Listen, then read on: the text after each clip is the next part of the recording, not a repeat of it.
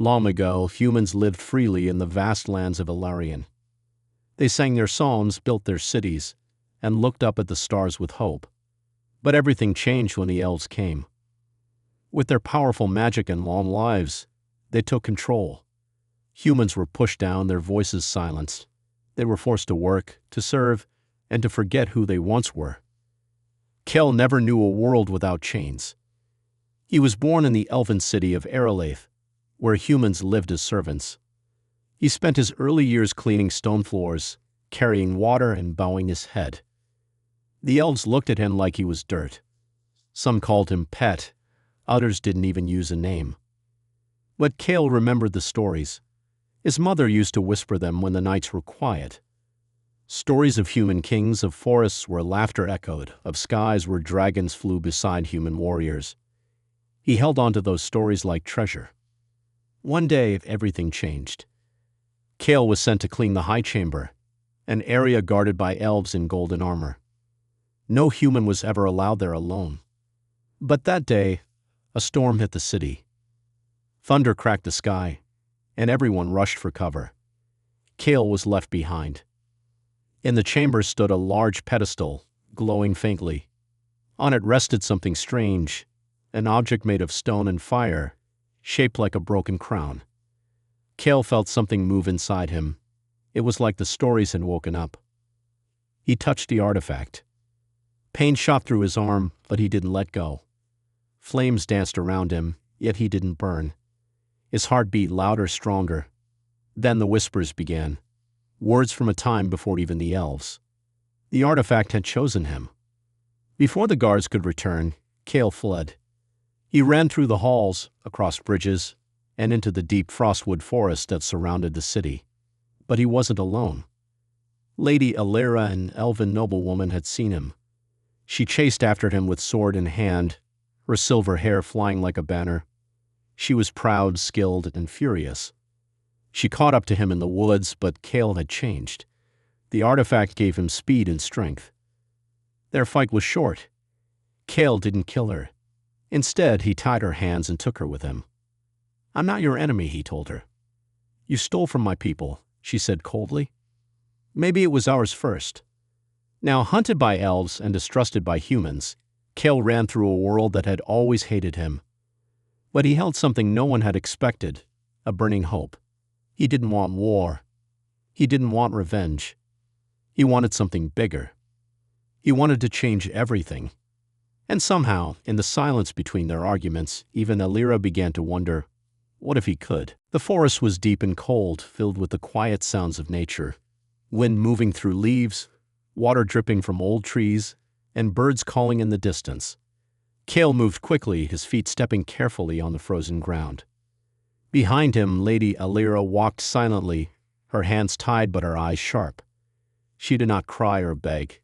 She watched him like a hawk watches a mouse. They had not spoken in hours.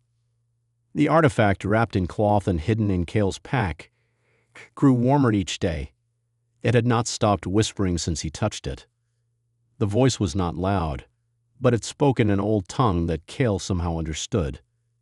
Sometimes it gave him memories, not his own, but from warriors and kings long gone. "You should destroy that thing," Alira finally said, her voice calm but cold. Cale turned. "Why? It hasn't hurt me." "Yet," she replied. "That artifact was sealed away for a reason. Even the elves feared it." Cale gave a small smile. "Then why did you keep it locked up, instead of using it?" She looked away. "Because it speaks lies. It promises power, then eats you from inside." Cale didn't answer. He didn't trust her, but her words made his chest heavy. Still, the artifact had shown him things, runes of light, symbols of strength, and ways to defend against magic. It didn't feel evil. It felt forgotten. That night, they made camp under a large tree with thick roots. Cale lit a small fire, keeping it low to avoid drawing attention. Alira sat across from him, her hands now loosely tied. She didn't try to escape. Instead, she stared into the flames. "Why didn't you kill me?" she asked suddenly. Cale poked the fire with a stick. "Because I'm not like the people who ruled over mine." Elira didn't speak again. As Kale prepared to sleep, the artifact pulsed gently. When he closed his eyes, visions filled his mind. He saw a great battle, humans and elves fighting side by side. A human man held the artifact high, casting light that turned night into day. Elves bowed to him, not out of fear, but respect. When Kale woke, sweat covered his brow. The vision had felt real, like a memory given to him. The next morning, they continued moving. But something had changed. Elira no longer walked behind him like a prisoner. She stayed beside him, silent but curious. Later that day, a group of elven soldiers passed nearby. Kale and Elira hid behind a wall of bushes. One soldier paused, sensing something, but then moved on. When it was safe, Kale looked at Elira. "You could have called them," he said. "I could have," she replied, "but I didn't." They walked in silence after that. The forest grew darker, but Kale's steps grew stronger. The artifact had chosen him, and now Elira was beginning to see something different in him. Not a thief, not a slave, but maybe a leader. Kale and Elira stood at the edge of a wide cliff. Below them, hidden between the rocky hills and thick trees, lay the human village of Durelon. It was built from old stone and wood, half buried in snow. Smoke rose gently from chimneys, and children ran between houses, laughing despite the cold. It was the last place Kale could call home. They had walked for days through snow, hunger, and silence. Elira had changed. Her eyes were no longer sharp with hate. She asked questions now. About humans, about Kale's past. She even laughed once, softly, when he slipped on ice. Kale didn't laugh, but he noticed. She wasn't just an enemy anymore. She was something else. At the gates of Durelon, 2 guards raised their weapons. "Kale," one said in shock, "you're alive." Kale smiled weakly. "Barely. I need to speak with the council." Their eyes fell on Elira. She stood tall, still proud, but no longer cold. The guards frowned but let them in. Inside, people gathered quickly. Some were happy to see Kale. Others stared at the elven woman beside him with fear and anger. "She's with me," Kale said. "She's not here to harm anyone." Still, whispers spread like fire. The village's stone hall was old, built into the side of a mountain. Inside, the council sat. 5 elders with gray hair and heavy cloaks. They looked tired, worn by years of hiding and struggle.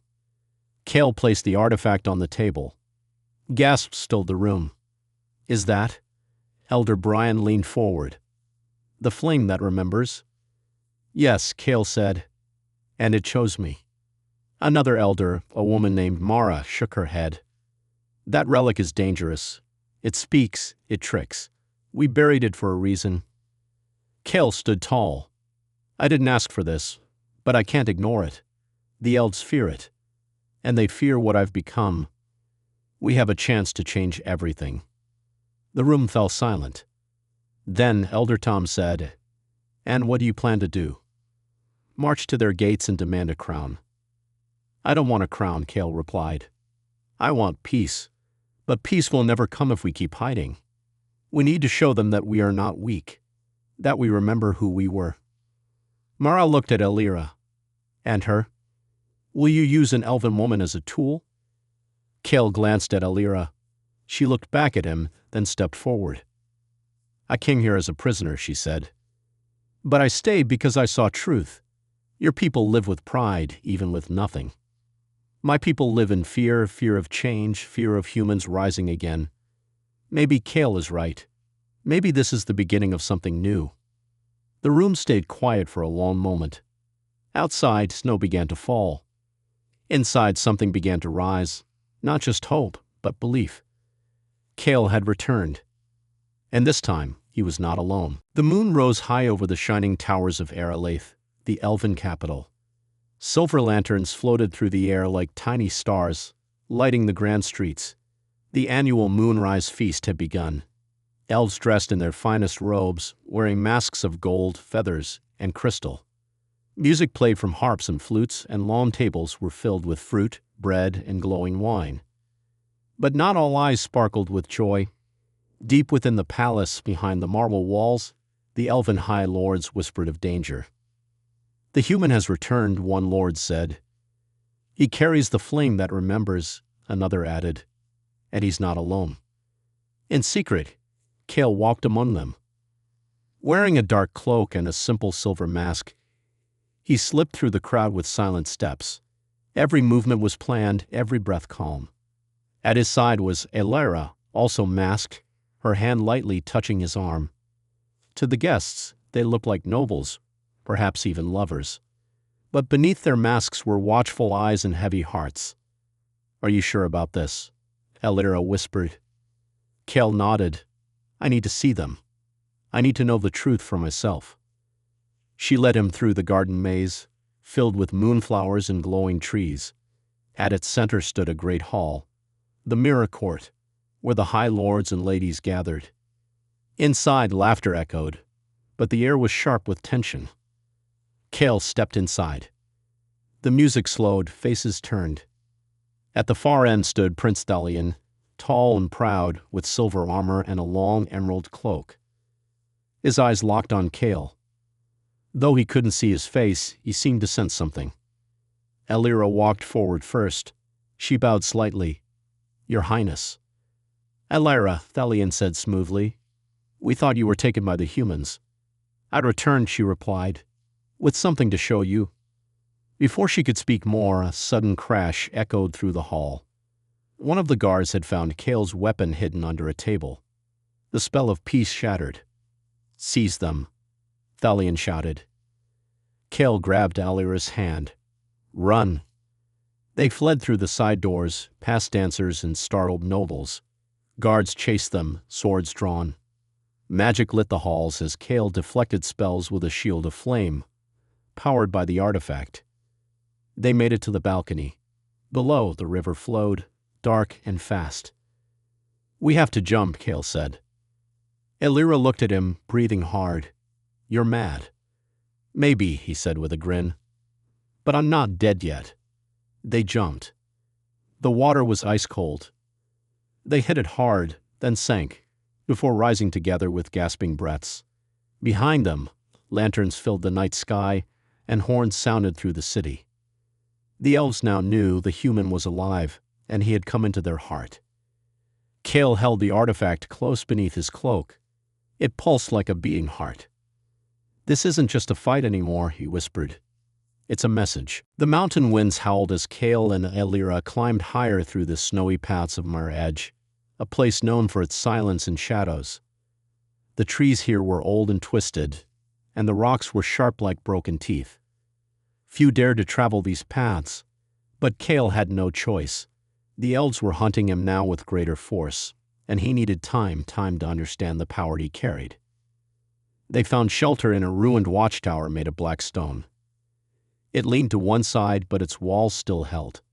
Inside, Kale built a fire, and Elira sat across from him, drying her cloak. The air between them was quiet, but not cold. Not anymore. "You shouldn't have come back with me," Kale said softly. "They'll call you a traitor." "I know," she answered. "But I'm tired of living in lies." Kale looked into the flames. The artifact, wrapped in leather, sat near the fire. It had grown stronger. At night, it whispered in full sentences, showing him visions, memories of battles, spells made from feelings, and humans walking as equals beside elves. He knew it wanted something more. That night, he took the artifact into his hands again. It burned like fire and light. He didn't cry out. Instead, he let the pain shape him. His mind filled with voices, some shouting, some begging, some singing. He saw a human king long ago, using the artifact to turn grief into armor and sorrow into light. Kale understood then. This was not just a weapon. It was a mirror of the heart. When he returned to the tower, Elira stood at the doorway, watching the stars. "You've changed," she said quietly. "I feel everything," he replied. "Joy, fear, love, and loss."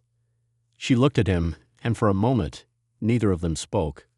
Then she stepped forward and kissed him, soft, slow, and full of something neither of them could explain. It wasn't just desire. It was understanding. Two enemies, now something more. But when Cale opened his eyes, Elira was gone. She had left while he slept. Outside, Cale found her cloak folded neatly and a note burned into the snow by elven fire. "Forgive me. This is the only way to save you." His heart sank. Had she betrayed him after all? He stood in the snow, the artifact humming at his side, unsure of what to believe. The kiss had been real. The warmth in her eyes was not fake, but she had returned to her people. Why? Anger swelled in him, but it was not the blind rage of a broken man. It was something sharper, clearer. Cale tightened the straps of his armor and stepped back into the cold wind. "If she's gone to protect me," he said aloud, "then I'll be the one to bring her back." The snow fell harder now. But Cale didn't stop. The flame in his heart had only grown brighter. The snow-covered hills of the human lands burned orange as fire lit the sky. Durelon, once hidden and safe, was now under attack. Elven forces had arrived faster than anyone expected. Their arrows rained down from the trees. Magic exploded in the air. Houses were burning, and people ran through the smoke, searching for safety. At the front line stood Cale, sword in hand, eyes full of fury and fear. The artifact pulsed at his side like a living flame. Its power ran through his blood, warm and wild, ready to strike. He looked around and saw the faces of his people, terrified but still fighting. "We hold the line," Cale shouted. "For every child, every elder, stand your ground." Behind him, warriors formed a wall, some holding wooden shields, others using tools turned into weapons. They were farmers and builders, not soldiers, but today they stood like an army. From the forest came a sound unlike any before, a deep roar like the growl of the earth itself. A massive creature stepped out, its body made of silver scales and dark stone. Its eyes glowed green. It was a star serpent, an ancient beast bound by elven magic. It moved like thunder, crushing trees under its weight. The people screamed. Cale stepped forward, heart pounding. He remembered the visions. The human king had faced a beast like this once, and survived. The secret was not just in power, but in memory. The artifact flared in his hand. He closed his eyes and let the memories flow. He felt the love of his mother, the fear of a child alone, the kiss of Elira, the pain of betrayal. All of it became light. With a cry, Cale raised the artifact high. Fire shot from his palm, wrapping around his sword. It was not normal fire. It danced like gold and blue, shaped by emotions. He charged at the beast, dodging its tail, sliding under its claws. He struck its side, once, twice. The serpent roared, shaking the ground. Cale leaped and drove his sword into its glowing eye. The beast screamed and fell, crashing down with a loud boom that echoed through the hills. The humans stared in silence. He had done it. But he wasn't alone. From the smoke came Elira, her armor broken, her sword red with blood. She had fought her own kin to return. Her face was bruised, but her eyes were strong. "You came back," Cale whispered. "I told you," she said, breathing hard. "I left to protect you, not to betray you." The people looked at her, confused and unsure. She stood beside Cale and raised her blade. "Today, I fight for what is right," she said. "Not for blood, but for truth." Cale took her hand. Together, they looked at the battlefield. The sky was clearing. The enemy was falling back. And for the first time in many lifetimes, a human and an elf stood side by side. The flames had died down, but the smoke still hung in the sky above Durelon. The village was quiet now, filled with the sounds of people rebuilding, hammering wood, clearing ashes, and comforting children. Many had been lost, but many more had survived. And they had seen something no one thought possible. A human had saved them, and an elf had stood beside him. In the village square, Cale sat near the fire, sharpening his blade. His clothes were torn, his face bruised, but his spirit had never burned brighter. The artifact rested beside him, wrapped in cloth. He no longer needed to carry it like a weapon. It had become a part of him. Across from him stood Elira, now dressed in simple leather armor without her noble symbols. She had turned away from the Elven court. Her choice had made her a traitor to her people, but to Cale she was the bravest soul he had ever known. "What happens now?" she asked softly. Cale looked toward the mountains. "We end it." The attack on Durellan had not been a final blow. It had been a warning. The Elven High Lords would never stop, not until Cale was captured, the artifact destroyed, and the humans pushed back into silence. But this time Cale would not run. He would take the fight to them. News spread quickly. Other human villages heard of the battle and began to rise. Some elves, young ones tired of old hatred, joined them. A movement was growing, not of war, but of unity and justice. In secret, the group marched toward Erelaith, the Elven capital. But they did not come to destroy it. They came to speak. At the city gates, Cale called out, "I seek no throne, no blood, and no crown. I seek a world where we are not enemies. Open your gates. Let us talk as equals." The guards hesitated, and then slowly, the gates opened. Inside, the mirror court was full of voices shouting and arguing. Prince Thalion stood at the center, his pride wounded, his crown shaking on his head. "You dare return?" Thalion spat. Cale stepped forward calmly. "I do. Not with fire, with truth." The court fell silent. Cale spoke of hope, of peace, of pain shared between both races. He spoke of the past, not to blame, but to heal. And then, Elira stepped beside him, placing her hand on her stomach. "I carry the future," she said. "Half human, half elf. What will this child be in your world? A threat or a bridge?" There was no reply. Only silence. Then an old elven scholar stepped forward and removed his crown. He placed it on the floor. "Let the Age of Thrones end," he said. "Let something new begin." And so, in the ashes of hate, a new fire began to rise, one not built on power, but on promise. Cale and Elira looked at each other. Together, they had changed history. The sun rose slowly over the land of Ireland, a new kingdom born from hope and hardship. It was not ruled by kings or queens, but by people, humans and elves, who had chosen to live together as equals. The old walls of hatred had crumbled, replaced by homes filled with laughter and light. In the center of Ireland stood Cale and Elira, no longer enemies, no longer strangers. Cale held their child in his arms, a small bundle wrapped in soft cloth, eyes bright with curiosity. Elira stood beside him, her hand resting gently on his shoulder. "Do you think the world will ever be truly at peace?" Elira asked softly. Cale smiled. "I don't know, but I believe we can build it, one day at a time." Around them, children of both races played together, their voices mixing in songs that had once belonged to separate worlds. The village was alive with color and hope. The artifact, the flame that remembers, had been placed deep beneath the earth, where its power could no longer divide or destroy. It had done its work. Now it was time for a new kind of magic, the magic of trust and friendship. But even as peace settled, a shadow lingered beyond the mountains. Far above, in the dark sky, a faint light flickered. It was not a star or a comet, but something watching, waiting. A silent promise. Cale felt it one night, standing under the wide sky with Elira by his side.